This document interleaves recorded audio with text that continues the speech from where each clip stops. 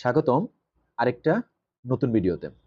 আজকের ভিডিওতে আমরা পদার্থবিজ্ঞান প্রথম পত্র ভেক্টর অধ্যায়ের সৃজনশীল প্রশ্ন চট্টগ্রাম বোর্ড 2024 সমাধান করব।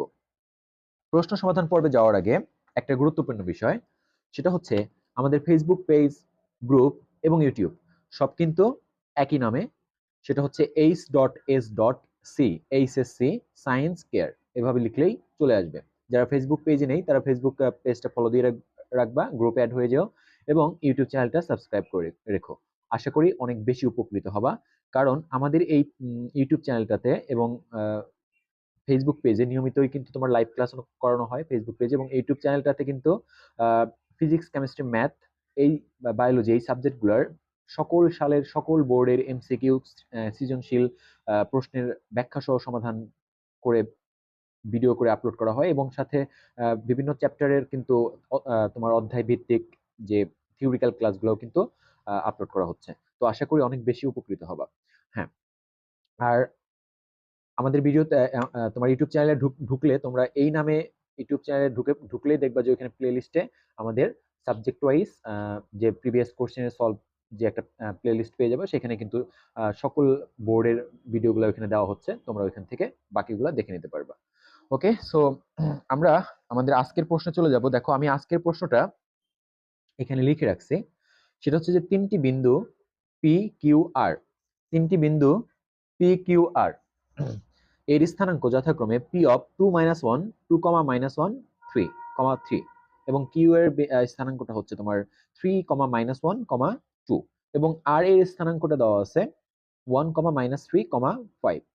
এই হচ্ছে আমার উদ্দীপক। এখন এখানে প্রশ্ন করা হয়েছে যে কালিক পর্যায়বৃত্ততা এর সংজ্ঞা দাও। ঠিক আছে, দেখো পর্যায়বৃত্ততা কিন্তু আমরা জানি যে একটা যে সময়ের মধ্যে একটা পূর্ণ পর্যায় সম্পন্ন হয় সেটাই হচ্ছে আমার পর্যায় কাল বলি। আর এই যে আমরা নির্দিষ্ট সময় পর পর যে ঘুরে আসা, এটাকে কিন্তু আমরা কালিক পর্যায়, অর্থাৎ একটা নির্দিষ্ট সময় পর পর যে ঘুরে আসা আবার নতুন নতুন করে শুরু করা, এবং সবসময় যদি আমার এই টাইমটা একই থাকে তাহলে আমাকে ওইটাকে আমরা কিন্তু ওই জিনিস ওই বিষয়টাকে আমরা কি বলি, কালিক পর্যায়বৃত্ততা বলি। তার মানে আমরা কালিক পর্যায়বৃত্ততার ডেফিনেশনটা এভাবে লিখতে পারি যে এটা হচ্ছে ক নাম্বার আমাদের, যে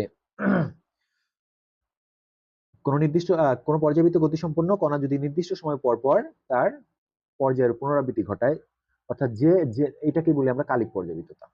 কোন পর্যায়বৃত্ত বৃত্ত গতিসম্পন্ন কণা কণা যদি একটি নির্দিষ্ট সময় পর পর একটি নির্দিষ্ট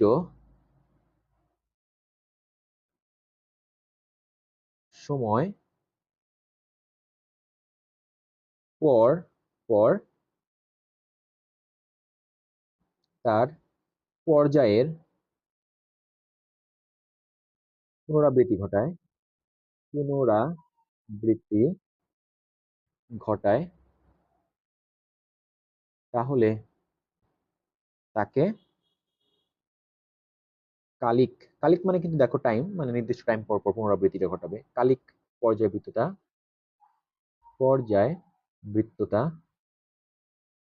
বলা হয় বলা হয়। এই হচ্ছে আমাদের ক নম্বরের অ্যান্সার। এরপরে দেখো আমাদের এখানে খ নাম্বার যে প্রশ্নটা বলছে সেটা হচ্ছে অবস্থান ভেক্টর একটি সীমাবদ্ধ ভেক্টর ব্যাখ্যা করো। দেখো, আমরা অবস্থান ভেক্টর সম্পর্কে একটু আগে জেনে নেই, তাহলেই কিন্তু আমরা বিষয়টা ক্লিয়ার হয়ে যাব যে অবস্থান ভেক্টরটা আসলে কি। এটা হচ্ছে খ নাম্বারটা। আমি এখানে একটু বেসিকটা আগে বুঝাই নিই। দেখো, আমরা জানি যে একটা প্রসঙ্গ কাঠামো আঁকলাম আমি এখানে, এক্স অ্যাক্সিস, ওয়াই অ্যাক্সিস এবং জেড অ্যাক্সিস এখানে আঁকলাম, এখানে এঁকে নিলাম। এখন দেখো, আমরা কিন্তু যদি এখানে ধরি যে এই একটা বিন্দু আছে, ধরো এখানে 1, 2, 3 ফর এক্সাম্পল, তাহলে এই মূল বিন্দু থেকে আমরা এই যে এইখানকার এটাকে কিন্তু আমরা অবস্থান ভেক্টর বলছিলাম। এর আগের অনেক ভিডিওতেও কিন্তু আমরা এটা ব্যাখ্যা করছি। আমি আবার বুঝাচ্ছি, দেখো যে এই মূল বিন্দু থেকে এই যে বিন্দুটা, এই বিন্দু মূল বিন্দু থেকে প্রসঙ্গ কাঠামোর মূল বিন্দু থেকে এই বিন্দুর যে ভেক্টরটা হবে সেটাই কিন্তু আমরা বলছি অবস্থান ভেক্টর। এটাই অর্থাৎ এই যে রেখাটা এটি হচ্ছে অবস্থান ভেক্টর, এবং এটা কি বলছিলাম, আর ভেক্টর ইজ ইকুয়াল টু কত হবে, স্থানাঙ্কের প্রথমটার সাথে আই দিব, তার মানে এখানে ওয়ান এর সাথে আই দিলে এটা অন দেওয়া লাগবে না, আই ক্যাপ প্লাস কি 2 জে ক্যাপ প্লাস 3 কে ক্যাপ, বিষয়টা কিন্তু এরকম হবে। এখন দেখো এখানে বোঝার বিষয় হচ্ছে যে আমরা কিন্তু অবস্থান ভেক্টর যেটা পাচ্ছি, অবস্থান ভেক্টর আটটা, তার এটা হচ্ছে পাদবিন্দু, এটা হচ্ছে শীর্ষবিন্দু। এই পাদবিন্দুটা কিন্তু মূল বিন্দুতে ফিক্সড। শীর্ষবিন্দু কিন্তু যে কোনো জায়গায় হতে পারে। যদি বিন্দুটা আমার এখানে হইতো তাহলে তখন এরকম হইতো, বিন্দুটা যদি এখানে হইতো তাহলে এরকম হইতো। তার মানে শীর্ষবিন্দুটা যে কোনো জায়গায় হতে পারে, বাট পাদবিন্দু কিন্তু অলওয়েজ ফিক্সড মূল বিন্দুতে। আমরা জানি যে তোমার হচ্ছে যে সীমাবদ্ধ ভেক্টর, দেখো এখানে বলছে যে অবস্থান ভেক্টর একটি সীমাবদ্ধ ভেক্টর ব্যাখ্যা করো। তো আমরা জানি সীমাবদ্ধ ভেক্টর কি, যে ভেক্টরের পাদবিন্দুটা সুনির্দিষ্ট তাকে আমরা সীমাবদ্ধ বলি, ভেক্টর বলি। তো তোমরা লিখবা কেমন করে, আগে সীমাবদ্ধ ভেক্টরের ডেফিনেশনটা দিবা যে যে ভেক্টরের যে ভেক্টরের পাদবিন্দু পাদবিন্দু সুনির্দিষ্ট, সুনির্দিষ্ট তাকে সীমাবদ্ধ ভেক্টর বলে। যেহেতু অবস্থান ভেক্টরের পাদবিন্দু সবসময় কি হয়, তো আমরা এখানে লিখে ফেলি, যেহেতু অবস্থান ভেক্টরের, তোমরা এই চিত্রটা এঁকে দিলে ভালো হবে আরো, আমি তো এখানে অনেক ইয়া করে রাখছি, তোমরা একটা অবস্থান ভেক্টর দেখাই দিলে সেটা আরো ভালো হবে। যেহেতু অবস্থান ভেক্টরের পাদবিন্দু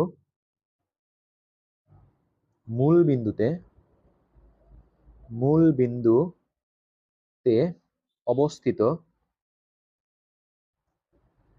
অর্থাৎ সুনির্দিষ্ট, অর্থাৎ সুনির্দিষ্ট,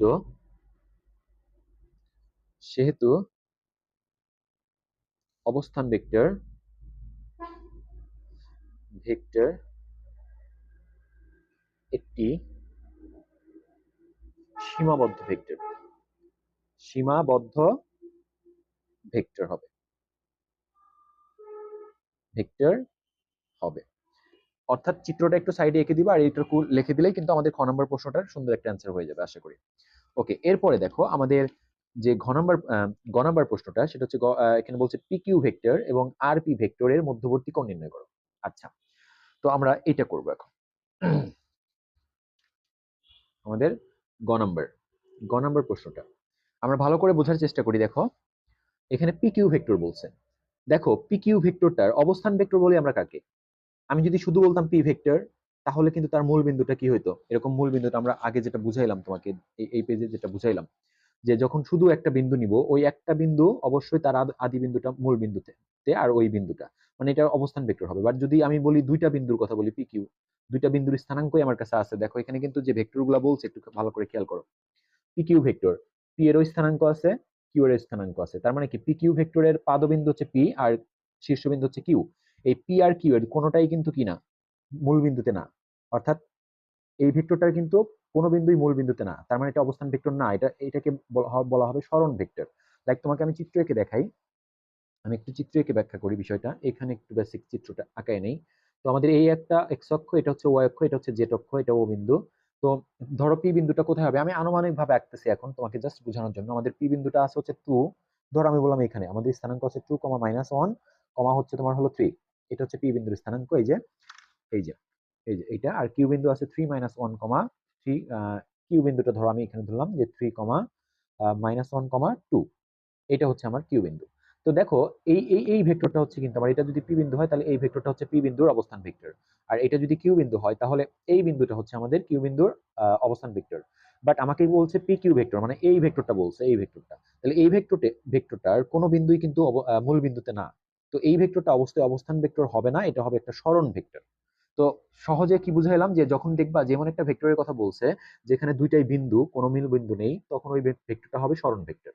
আর সরণ ভেক্টর বের করার একটা সুন্দর নিয়ম আছে, দেখো এই যে এখানে পি কিউ ভেক্টর, তোমরা পি কিউ ভেক্টরটা আমরা এভাবে বের করে ফেলতে পারি, যে আমাদের তো পি দেওয়া আছে কত, আমরা স্থানাঙ্কগুলো একটু লিখে নেই।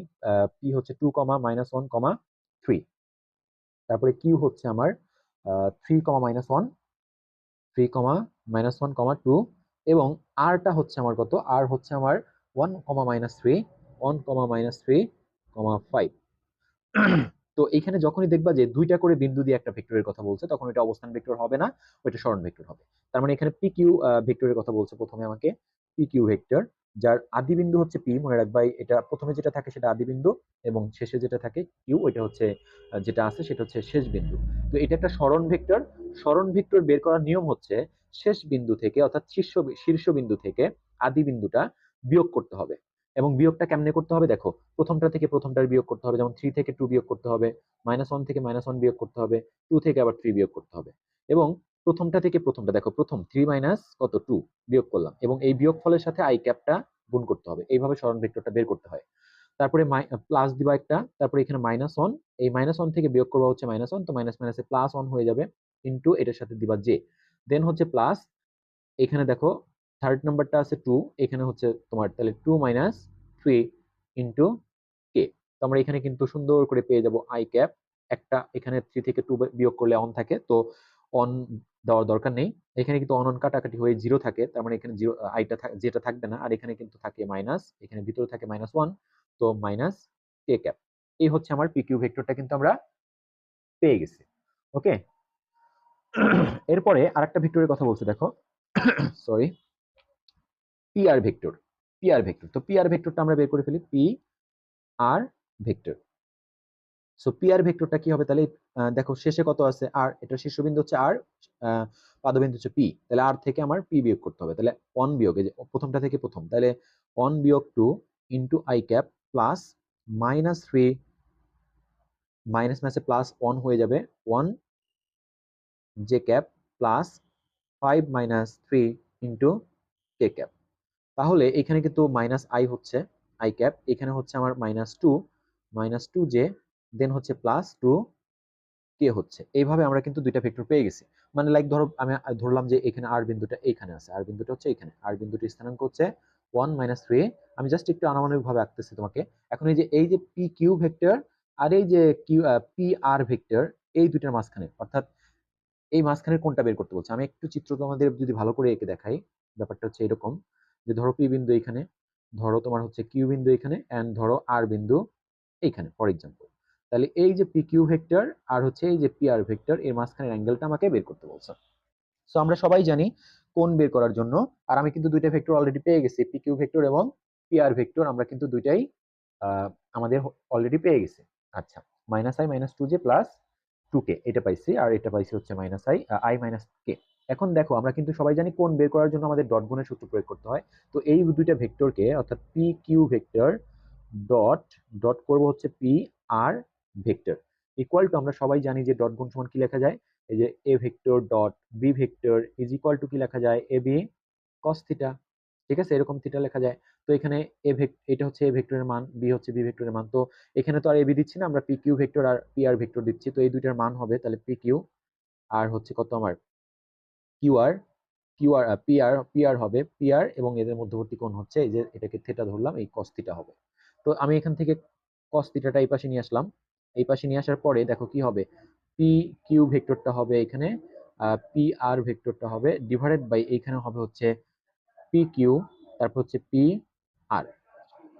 এখন এখানে দেখো আমরা কিন্তু অলরেডি এখানে পি কিউ ভেক্টরটা পাইছি হচ্ছে I cap minus K cap, তারপর হচ্ছে ডট, এই পি আর ভেক্টরটা পাইছি হচ্ছে -i cap -2 J cap +2 K cap divided by এই পি কিউ এর মান কত দেখো, এখানে মানটা তোমরা একটু সাইডে বের করে নিও। এখানে যেমন আমি এখানে একটু আমার জায়গা কম, তোমরা সুন্দর করে একটু বের করে নিও। এখানে পি কিউ এর মানটা কত হবে আমি এইখানে দেখাচ্ছি, দেখো পি কিউ এর মান, পি কিউ ভেক্টরের মানটা হবে এখানে, এভাবে লিখতে পারো, শুধু পি কিউ দিয়েও লিখতে পারো, √অফ, এখানে কত হবে দেখো, পি কিউ এর এখানে যে আই এর সহগ স্কয়ার 1 প্লাস আর কে এর সহগ হচ্ছে -1, তার মানে √2, এটা হচ্ছে √2। একইভাবে আমার পি আর ভেক্টরের যে মান সেটা কত হবে, সেটা হবে হচ্ছে আমার, দেখো 1 square -1 square plus -2 square plus 2 square, 2 square, তো আলটিমেটলি এখানে 4 4 8, এখানে কিন্তু 9 হবে, তার মানে হচ্ছে 3,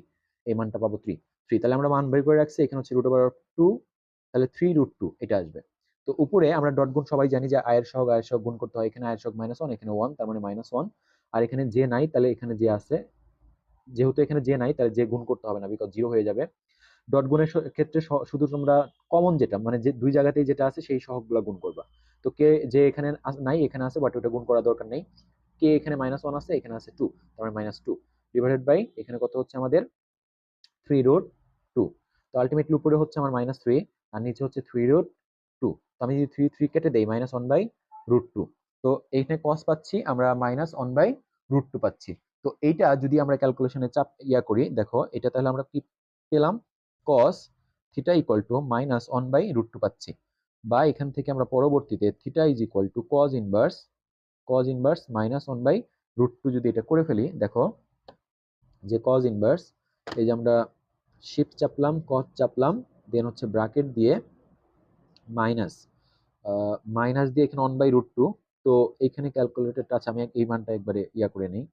তো এটা একবারে যদি বের করি দেখবা, ও শিট পানি। আচ্ছা, এখানে আমাদের ভ্যালুটা আসবে হচ্ছে 135 ডিগ্রি। আচ্ছা, আমি একটু এটা মানটা বের করে নিই, ক্যালকুলেশন যেহেতু তো 1/√2 আমরা যে দেখো 1 বাই ভাগ হচ্ছে √2টা আমি বেরই করে নেই, তাহলে লেখা সুবিধা হবে। আমাদের কিন্তু 0.707 আসতেছে, এটা 0.707। তার মানে আমি এটা কি করলাম, শিফট চাপলাম, কট চাপলাম, দেন হচ্ছে ব্র্যাকেট দিয়ে মাইনাস দিলাম, মাইনাস দিয়ে অ্যান্সারটা দিলাম, তারপরে কিন্তু দেখো 135 ডিগ্রি চলে আসছে, 135। তার মানে আমাদের অ্যান্সার কিন্তু 135 ডিগ্রি। এইভাবে কিন্তু আমরা সলভ করে ফেলতে পারি। ওকে, আচ্ছা, তো এই হচ্ছে আমাদের গ নাম্বার প্রশ্ন চলে গেল। এরপরে আমরা এর পরবর্তী প্রশ্নটাতে চলে যাব। দেখো এর পরবর্তী প্রশ্নটা বলছে কি, বিন্দুগুলো দ্বারা গঠিত অবস্থান ভেক্টরগুলো একই তলে আছে কিনা তা গাণিতিকভাবে বিশ্লেষণ করো। তো আমরা এই প্রশ্নটাতে চলে যাব, যে একই সমতলে আছে কিনা সেটা প্রমাণ করতে বলছে। তো বিন্দুগুলো দ্বারা অবস্থান ভেক্টর, তো এখানে কিন্তু আমি একটু আবার দেখাই তোমাকে, জাস্ট আনুমানিকভাবে চিত্র এঁকে দেখাই তোমাকে, যে এই যে আমাদের এটা, তো পি ধরলাম আমি এখানে, কিউ ধরলাম ধরো এখানে এটা, আর আর ধরলাম এখানে। তো পি এর অবস্থান ভেক্টর এটা, কিউ এর অবস্থান ভেক্টর এটা, এবং আর এর অবস্থান ভেক্টরটা হচ্ছে এটা। তারা একই প্লেনে আছে নাকি একই সমতলে আছে কিনা সেটাই আমাকে প্রুভ করতে বলছে। তো এখানে আমরা এটাও তাহলে পি এর অবস্থান ভেক্টরটা হচ্ছে ওপি, তারপরে কিউ এর অবস্থান ভেক্টরটা হচ্ছে আমার ও কিউ, তারপরে হচ্ছে তোমার হলো এটা আর, তার মানে ও আর অবস্থান ভেক্টর। তো আমরা এই অবস্থান ভেক্টরগুলো বের করে নিই। আমরা অবস্থান ভেক্টর কিন্তু বিন্দু হলেই বের করা যাবে, যেহেতু আমাদের ঘ নাম্বারটা আমরা করি, যে পি এর স্থানাঙ্ক আমার কত দেওয়া আছে এখানে, আমরা কিন্তু 2, -1, 3, তারপরে হচ্ছে কিউ এর স্থানাঙ্কটা দেওয়া আছে হচ্ছে 3, -1, 2, এবং আর এর স্থানাঙ্ক দেওয়া আছে তোমার হচ্ছে 1, -3, 5, এটা দেওয়া আছে। তাহলে আমরা এভাবে লিখি যে পি কিউ আর এর পি, কিউ এবং আর এর অবস্থান ভেক্টর ভেক্টর অবস্থান ভেক্টর কি হবে, দেখো ওপি, পি এর অবস্থান ভেক্টর হবে ওপি ইকুয়াল টু, দেখো যে অবস্থান ভেক্টর বের করার নিয়ম খুবই সহজ। আমরা জাস্ট যে পি বিন্দুটা আছে তার সাথে আই জে কে দিয়ে দিব, প্রথমটার সাথে আই, তাহলে 2i -1 দেওয়া লাগবে না, যে হবে, আর মাইনাস থাকলে মাইনাস দিবা, আর প্লাস থাকলে প্লাস দিবা, +3k। তারপরে ও কিউ ভেক্টর, এটা হবে দেখো 3i ক্যাপ, দেন হচ্ছে -j ক্যাপ, তারপরে +2k ক্যাপ। ও আর ভেক্টর ভেক্টরটা দেখো হবে i cap -3j cap +5k cap, এটা হবে। তো এরা একই সমতলে আছে কিনা এটা আমরা জানতে হবে। তো আমি একটু সুবিধার জন্য আমি এইটাকে এ ভেক্টর ধরে নিলাম, এটাকে ধরো বি ভেক্টর, এটা লেখার সুবিধা হবে, না ধরলেও চলতো, কোনো প্রবলেম নাই। এটা সি ভেক্টর ধরে নিলাম আমি, একটু সুবিধা হবে আমার। ওপিটাকে এ ধরলাম, ও কিউটাকে বি ধরলাম, ও আরটাকে সি ধরলাম। আমরা কিন্তু সমতলে থাকার কন্ডিশন মেবি আমরা জানি যে পরের দুইটা ভেক্টরকে আমরা ক্রস গুণ করব, দ্বিতীয় এবং তৃতীয়টাকে ক্রস গুণ করব, পরে যে রেজাল্টটা আসবে, ভেক্টরটা আসবে, তার সাথে প্রথম ভেক্টরটা ডট গুণ করব।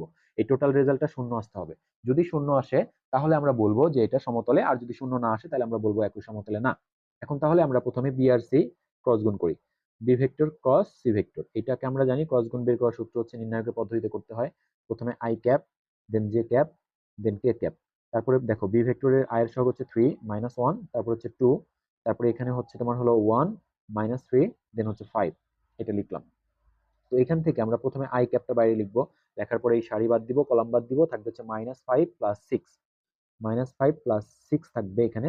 দেন হচ্ছে মাইনাস জে বাইরে নিব, মাইনাস দিয়ে জে বাইরে নিব, এবং এখানে কিন্তু আমার এই সারি বাদ কলাম বাদ থাকবে। 3 × 5 = 15, মানে 15 - 2 থাকবে এখানে। এই যে এইদিকে গুণ করবা, এটা বাদ দেওয়ার পরে এটা গুণ করবা, মাইনাস দিয়ে এটা গুণ করবা। ওকে, তারপরে কিন্তু আমরা প্লাস কে বাইরে নিব, কে বাইরে নেওয়ার সময় এবার এটা বাদ, তো এখানে হচ্ছে -9 আর +1 হচ্ছে।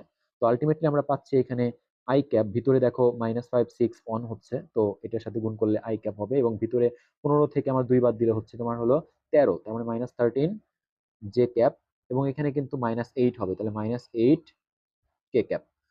এখন এখন এইটার সাথে আমাকে কি করতে হবে, এ ভেক্টরটা ডট গুণ করতে হবে, ডট গুণ করতে হবে এই ক্রস গুণ করে যেটা পাইছিস তার সাথে।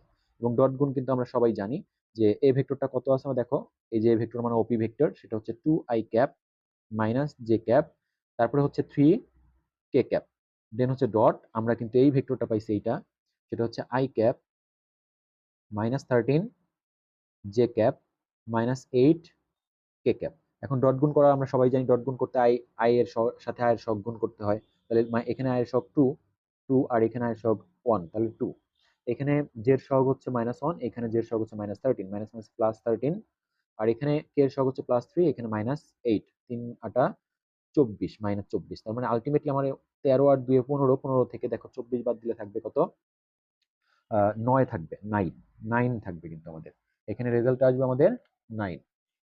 দেখো এটা কিন্তু হ্যাঁ -9 থাকবে। তো এটা কিন্তু আমার কি হচ্ছে, নট ইকুয়াল টু 0, যেটা নট ইকুয়াল টু 0, তার মানে আমরা লিখতে পারি যেহেতু যেহেতু আমার A vector dot B vector cross C vector is not equal to 0, সেহেতু A vector comma B vector comma C vector একই একই সমতলে সমতলে অবস্থিত নয়, অবস্থিত নয়, এভাবে লাস্টে লিখে দিবা। এভাবে করলে তুমি কিন্তু ফুল মার্কস পেয়ে যাবা। তো যাই হোক, আজকে এই পর্যন্তই। আবার পরবর্তী ভিডিওতে আমরা পরবর্তী যে চট্টগ্রাম বোর্ডের আরেকটা প্রশ্ন আছে, চট্টগ্রাম বোর্ডে মেবি 2টা আসছিল। তো যাই হোক, পরবর্তী ভিডিওতে 24 সালের আরেকটা প্রশ্ন নিয়ে আমরা হাজির হব। সে পর্যন্ত সবাই ভালো থাকো। আর আমাদের ইউটিউব চ্যানেল, এই যে এইচএসসি সায়েন্স কেয়ার ইউটিউব চ্যানেলে ঢুকলেই কিন্তু তোমরা প্লে লিস্টে বাকি সব বোর্ডের প্রশ্নগুলো পেয়ে যাবা, ওইখানে ঢুকে দেখে নিতে পারো। সবাই ভালো থাকো, আর অবশ্যই চ্যানেলটা সাবস্ক্রাইব করে রাখবা। আল্লাহ হাফেজ।